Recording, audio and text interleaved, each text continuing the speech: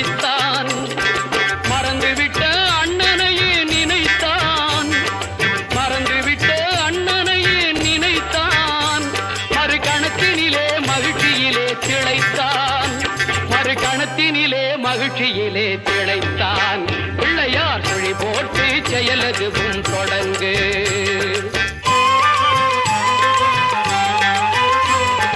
கேட்டதெல்லாம் கொடுக்க வரும் பிள்ளை. அவன் கீர்த்தி சொல்ல வார்த்தைகளே இல்லை. ஆட்டம் என்ன பாட்டும் என்ன அனைத்தும்